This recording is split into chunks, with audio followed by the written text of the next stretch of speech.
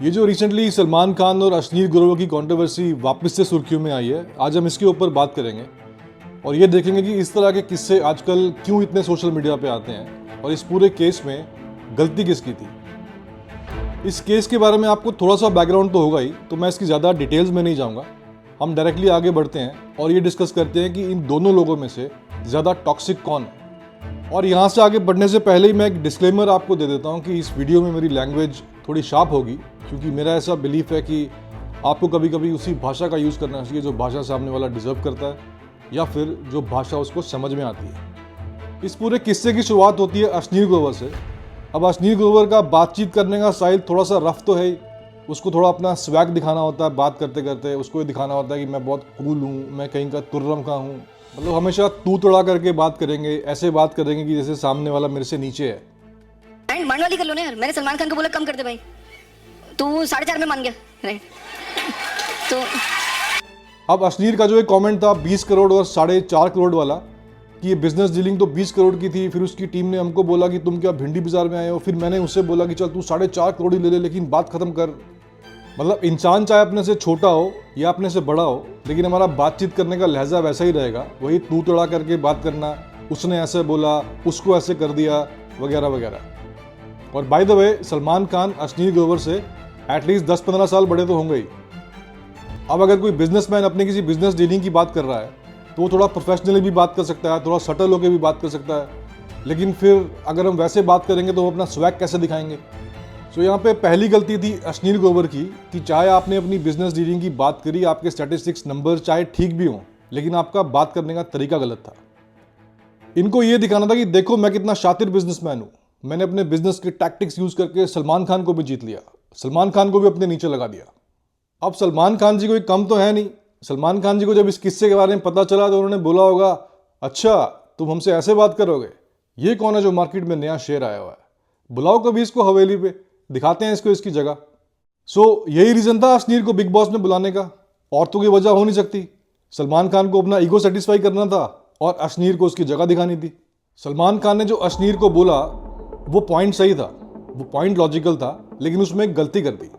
उसमें सही यही था कि सलमान ने अपना कोई टेम्पर नहीं लूज किया अश्नीर से बात करते करते, और उसको यही बोला कि जिस तरीके से तुम पहले बात कर रहे थे तू तड़ा करके, उसने ऐसे बोला फिर मैंने उसको ऐसे कर दिया, यहाँ तुम बिग बॉस में जैसे बात कर रहे हो ये तरीका सही है। सो चाहे तुम अपनी बिजनेस डीलिंग की बात कर रहे थे, तुम्हारे नंबर्स कोई भी हो, लेकिन जिस स्वैग से तुम पहले बात कर रहे थे यहाँ पे तुम्हारा स्वैग नहीं दिख रहा, यहाँ पे तुम सही तरीके से बात कर रहे हो।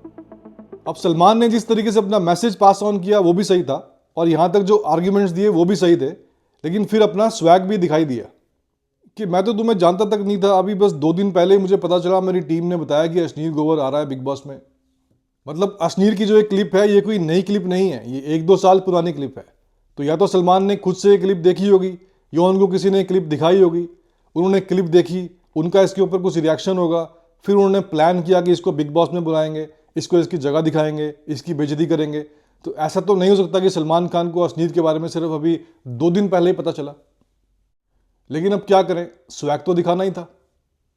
अब सलमान खान जी भी कोई दूध के दूल्हे तो है नहीं। जो इंसान बिग बॉस जैसे शो को पिछले 10 साल से एंडोर्स कर सकता है, वो भी तब जब ऑलरेडी लाइफ में इतना सारा पैसा था, दौलत थी, शोहरत थी, यानी पैसे की कोई कमी नहीं थी, फिर भी थोड़े एक्स्ट्रा पैसे के लिए हमने बिग बॉस जैसे शो को भी होस्ट कर दिया। तो सलमान खान जी भी कोई भगवान के अवतार तो है नहीं। अब आप सोचेंगे कि देखिए सलमान खान जी कितना ज़्यादा दान करते हैं, ठीक है दान करते होंगे, हम डिनाई नहीं कर रहे, लेकिन दान तो दुनिया में और भी बहुत सारे लोग करते हैं, बस फर्क यह है कि उनके पास एक पीआर टीम नहीं होती। सो अश्नीर ने जो अपना स्टाइल दिखाया था, सलमान खान जी ने भी अपना स्टाइल दिखा दिया। उन्होंने अश्नीर को उसकी जगह दिखाने की कोशिश की और साथ में ये भी मैसेज दे दिया कि भैया शेर तुम नहीं हो, शेर हम हैं। अब यहाँ तक आते आते बात खत्म हो सकती थी, यानी इसके बाद अश्नीर को कुछ और बोलने की जरूरत नहीं थी, जो उन्होंने अभी 2 दिन पहले एक और कमेंट मारा। फालतू का पंगा लेके अपना कंपटीशन खड़ा किया उसने, ठीक है। मैं आपका नाम भी नहीं जानता। अबे नाम नहीं जानता तो बुलाया क्यों था? मतलब अश्नीर ये भी सोच सकते थे कि चलो यार रात गई बात गई, मैंने कुछ बोला आपको बुरा लगा, आपने कुछ बोला मुझे बुरा लगा, इस बात को यहाँ पे ख़त्म करते हैं एंड लेट्स मूव ऑन। लेकिन नहीं जी, जब तक स्वैग नहीं दिखाएंगे तब तक चैन कैसे आएगा। कुछ लोगों की नेचर में ये होता है कि कभी भी कोई आर्ग्यूमेंट होता है तो उनको लास्ट सेंटेंस बोलना होता है, कि आखिरी सेंटेंस उनका होना चाहिए। अब सलमान ने जो अश्नीर को बोला उससे अश्नीर का ईगो हर्ट हुआ होगा। अब अश्नीर ये प्लान कर रहे थे कि मैं किसी ऐसे इवेंट में जाऊंगा, मैं एक सही टाइम की वेट करूंगा, फिर मैं भी सलमान खान को जवाब दूंगा। अब अश्नीर का जो ये रिसेंट कमेंट है, इसमें आप देखेंगे बातचीत करने का तरीका वैसा ही है, वही तू तोड़ा करके बात करना, उसने ऐसा बोला फिर मैंने उसको वैसा कर दिया। मतलब फीलिंग्स और इमोशंस का भाव यही है कि अबे तेरी ऐसी की तैसी, तू हमारी बेइज्जती करेगा, हम तेरे को दिखाते हैं कि शेर कौन है। जब ये बिग बॉस में सलमान खान के सामने थे, वहाँ पे तो उनकी ज़ुबान खुली नहीं, वहाँ तो ये हंसी मजाक में इन्होंने बात को टाल दिया। लेकिन जैसे शो खत्म हुआ, सलमान खान की पीठ के पीछे इन्होंने फिर से अपना स्वैग दिखाना शुरू कर दिया। मतलब यहाँ पे एक बात अप्रिशिएट करने वाली तो ये है कि सलमान खान ने जो बोलना था वो उसको अपने शो में बुला के बोला और मुंह पे बोला सबके सामने। अश्नीर ने जो बोलना था वो पीठ पीछे बोला। लेकिन चलिए, फिर भी ओवरऑल इस केस में दोनों की ही गलती है। लेकिन उससे ज़्यादा इंपॉर्टेंट पॉइंट ये है कि ये लोग हमारे देश के सेलिब्रिटीज़ हैं।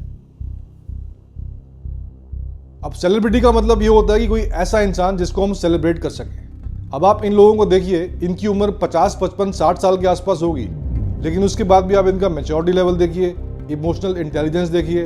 मतलब ये दोनों अपने ईगो के अंदर दबे हुए हैं। यहाँ पे सोचने वाली बात यह है कि क्या हम ऐसे लोगों को सेलिब्रेट करना चाहते हैं? जब सबसे पहले अश्नीर ग्रोवर ने वो कमेंट मारा था 20 करोड़ और 4 करोड़ वाला, तब भी आप देखना उस वीडियो को, लोग उसमें तालियां मार रहे हैं, सीटियां बजा रहे हैं। फिर जब सलमान खान ने अश्नीर को बिग बॉस में बुला के उसकी बेइज्जती करी, तब भी लोगों ने तालियां बजाई, तब भी लोगों ने सीटियां मारी। अभी 2 दिन पहले अश्नीर ने जो कमेंट मारा सलमान खान के ऊपर वापस से, इसके ऊपर फिर से लोगों ने तालियां मारना शुरू कर दी।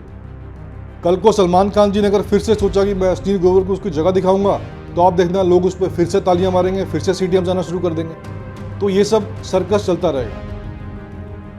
ये लोग टीवी पे भी आते रहेंगे, अपना पैसा भी कमाएंगे, सोशल मीडिया पे इनकी चर्चा भी होती रहेगी, फेमस भी हो जाएंगे, ब्रांड वाले भी अपना पैसा कमा लेंगे। लेकिन इस पूरे सर्कस में बेवकूफ़ कौन बनेगा? आम जनता और आम व्यूअर।